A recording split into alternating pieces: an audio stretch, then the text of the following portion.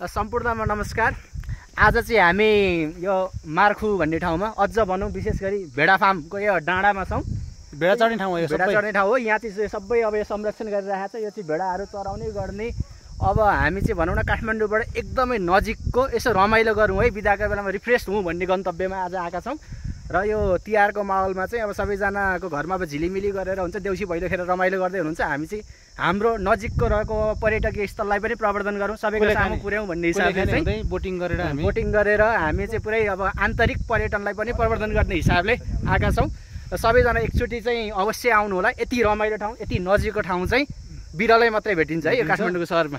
त्यसमा अब देश तथा विदेशमा रहनुभएका सम्पूर्ण नेपाली तथा विदेशी नेपाली भाषीहरूलाई दीपावलीको शुभकामना सहित हामीले यहाँबाट चाहिँ एउटा भिडियो, सानो छोटो भिडियो पस्किराखेका छौँ। अब भिडियो राम्रो भयो भएन यो यहाँहरूले कमेन्ट गर्ने कुराहरू भयो होइन। अब हामी आएको भनेको चाहिँ अब हामी दाजुभाइ कोही छैन हाम्रो, अब दाजुभाइ अब भिनाजु एकछिन चाहिँ एकदम झिल्के एकदम। यो चाहिँ कस्तो छ भने सबै नेपालीहरू चाहिँ विदेशी घुम्न जान्छन् क्या, तर नेपालमा यति राम्रो पर्यटक स्थल छ।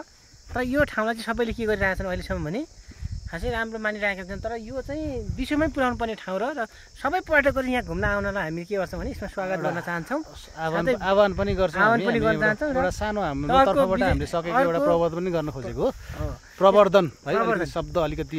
अनि अर्को कुरा हाम्रो अहिले नजिकैको यो चाहिँ अब हिन्दी भाषामा दीपावली भन्छ, तर नेपाली भाषामा चाहिँ विशेष तिहारको सबैमा नेपाली जनहरूमा सबैमा शुभकामना भन्दै बिदा हुन चाहन्छौँ। हस् त, ह्याप्पी तिहार। ल,